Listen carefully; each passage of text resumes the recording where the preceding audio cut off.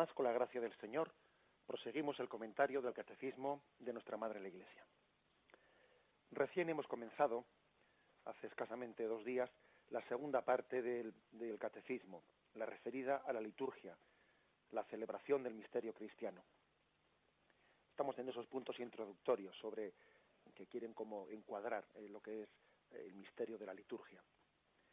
Y vamos a continuar a partir del punto 1071, que tiene como título La liturgia como fuente de la vida. Dedica 2 puntos el Catecismo a este epígrafe, la liturgia como fuente de vida. La liturgia, obra de Cristo, es también una acción de su Iglesia.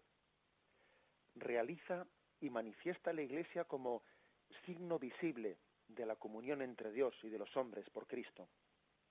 Introduce a los fieles en la vida nueva de la comunidad. Implica una participación consciente, activa y fructífera de todos. De este punto especialmente hay que subrayar esa afirmación de que la liturgia es al mismo tiempo obra de Cristo y acción de la Iglesia. En la liturgia está teniendo lugar al mismo tiempo las 2 acciones. Es obra de Cristo y acción de la Iglesia. La Iglesia está actuando cuando celebra la liturgia, ¿no?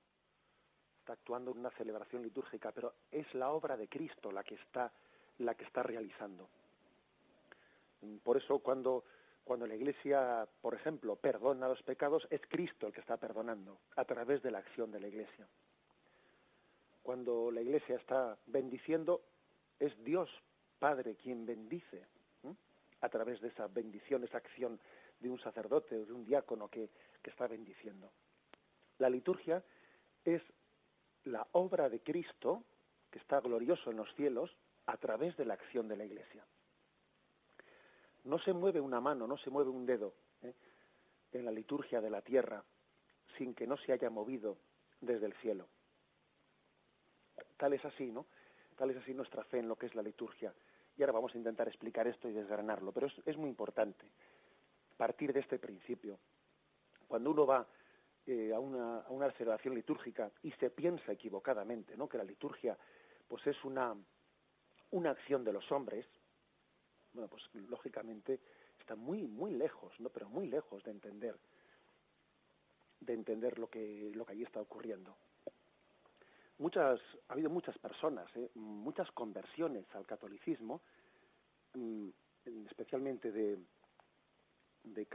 fieles protestantes, pues que se han acercado al misterio del catolicismo a través de la celebración litúrgica.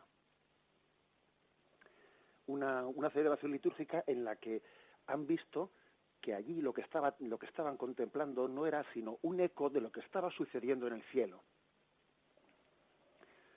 Ellos han percibido que no era una acción de los hombres la que estaban viendo, por ejemplo, la celebración de la Santa Misa, sino que era un eco, esa acción, esa Santa Misa, un eco de lo que tiene lugar en el cielo. Recientemente se ha editado un libro que es una joya, ¿no?, pues yo diría del testimonio cristiano, que es una conversión de un protestante al catolicismo. Él ha escrito un libro que tiene como título La Cena del Cordero. Scott Hahn es quien ha escrito este libro, La Cena del Cordero. Bien, pues en este libro él cuenta su experiencia de haber asistido a la misa católica cuando todavía él no era protestante, y haber percibido un misterio que le estaba a él introduciendo en la liturgia celestial. Él cuenta en su libro como cuando allí los católicos, de una forma devota, ¿no?, que también esa es otra cosa importante, ¿no?, difícilmente este hombre hubiese tenido esta experiencia si aquellos católicos de aquella iglesia en la que él se introdujo no hubiesen tenido esa celebración devota del misterio. Pues bien, dice él que cuando él escuchaba cantar en aquella iglesia Santo, Santo, Santo es el Señor, él estaba percibiendo el eco de eso que en el libro del Apocalipsis se narra, cómo la iglesia celestial adoraba al Cordero diciendo Santo, Santo. Qué importante es esto. Por lo tanto, la liturgia es obra de Cristo y acción de la Iglesia. Y están confluyendo las dos cosas al mismo tiempo. Dice también este punto que la liturgia visibiliza, o sea, hace visible a la Iglesia como un signo de la comunión entre Dios y los hombres. La Iglesia es un lugar, la liturgia es un lugar en el que se encuentran Dios y los hombres. Y la Iglesia tiene como vocación hacer de puente de comunión entre Dios y los hombres. La gracia de Dios, que la gracia en sí es invisible, y el hambre que el hombre tiene de Dios, se encuentran en la liturgia. En la liturgia, de una forma visible y palpable, se está haciendo una comunión entre Dios y el hombre. Dios entra en contacto con el hombre y el hombre con Dios. Es verdad que también ese contacto tiene lugar pues, en todos los momentos de la vida, pero es que en la liturgia se visibiliza especialmente la comunión entre Dios y el hombre. La Iglesia pues es el lugar visible en que Dios y el hombre se encuentran. La liturgia especialmente es el lugar visible en el que Dios y el hombre se encuentran. Más todavía, este punto ha dicho que la liturgia introduce a los fieles en la vida nueva de la comunidad, ¿sí? Porque la liturgia introduce a los fieles en la comunión con toda la Iglesia peregrinante y la Iglesia del cielo. Entramos en una comunión. Resulta que estamos rezando junto con unos fieles del otro lado del mundo. Pues, por ejemplo, imaginaros esta mañana estos laudes que se acaban de rezar, ¿no? Aquí, pues, en Radio María. Los hemos hecho en comunión, por ejemplo, pues con los católicos de la Iglesia de China, que está viviendo medio en las catacumbas, ¿no? Y entramos en una comunión con personas que no conocemos, pero con las que nos sentimos íntimamente unidos. Comunión con la Iglesia de la tierra y comunión con la Iglesia del cielo. La liturgia nos permite una comunión tal con personas que es como si siempre las hubiésemos conocido. Y otro aspecto más, con el que termina este punto.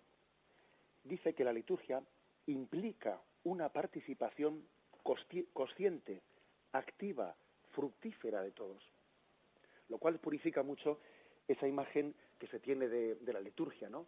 Que es una cosa así meramente pasiva. Meramente, fijaros que incluso esa imagen pasiva de la liturgia como que no implica la participación tuya para nada, incluso se ha trasladado a nuestro lenguaje con expresiones como, bueno, que diga misa si quiere, ¿eh? ¿Qué quiere decir eso? Bueno, que total, eso a mí no me dice nada. Claro, o sea, como si fuese una obra del cura en el que los demás no tienen nada que decir ni que hacer, ¿no? Que supone una presencia meramente pasiva de los que están allí presentes, ¿no? Estar de cuerpo presente y de espíritu ausente en la liturgia, ¿no? O sea, por desgracia, yo creo que tenemos que purificar esa imagen de que la liturgia, pues, por parte de los fieles, pues no suponga una participación activa, profunda, etcétera. Pues no, eso no es la liturgia verdadera. Esa es una caricatura, una deformación que se ha podido hacer de la liturgia. La liturgia es una implicación de todos los allí presentes. La liturgia supone adentrarnos a todos en el misterio de Cristo. San Agustín recoge él un pasaje de su vida, ¿no? En el que él todavía no había discernido, pues si debía de responder a esa vocación, pues para el sacerdocio y para el episcopado, ¿no? Y entonces entró, dice él, que todavía con sus dudas, entró en una iglesia allí del norte de África, en el momento en el que la asamblea estaba respondiendo a ese momento de epíclesis, ese momento en el que el sacerdote eleva a Jesucristo, ¿no? Y dice, por Cristo, con él y en él, a ti Dios Padre Todopoderoso. Ese momento de la doxología, mejor dicho, que lo he dicho mal, ese momento de la doxología que es respondido, dice él, y la asamblea respondió a una sola voz, amén, amén. Y a él le impresionó tremendamente la participación de la asamblea con aquel amén, para él fue una experiencia que le impactó ver cómo la liturgia no era meramente ser un espectador de algo que el cura está haciendo ahí, ¿no? No, sino que era verdaderamente ser copartícipe, ¿no?, de esa celebración de Cristo para gloria de Dios Padre. Así pues dice aquí que implica la liturgia una participación consciente, activa, fructífera.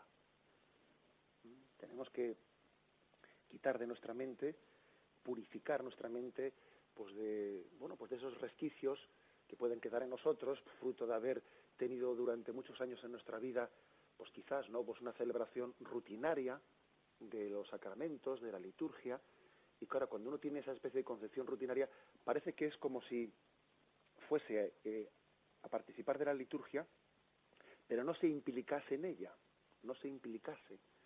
Esas palabras que suenan ahí como si sonasen fuera de uno, como cuando uno ve llover desde el otro lado del cristal, que llueva afuera, pero yo estoy aquí dentro, ¿no? No, la liturgia no es ver llover desde fuera, sino que la liturgia es empaparse, estar plenamente, ¿no?, presente y abierto a todo lo que allí se está celebrando y participando en ello. Estas, pues, ¿no?, las características principales que nos dice este primer punto, el 1071. Sobre todo, hay que insistir en que la liturgia es acción, obra de Cristo y acción de la Iglesia, que visibiliza la comunión entre Dios y el hombre. Nunca el hombre y Dios están tan en comunión como en ese momento de la liturgia, y que implica por nuestra parte una participación consciente, activa y fructífera. Me despido con la bendición de Dios Todopoderoso. Padre, Hijo y Espíritu Santo, descienda sobre vosotros. Alabado sea Jesucristo.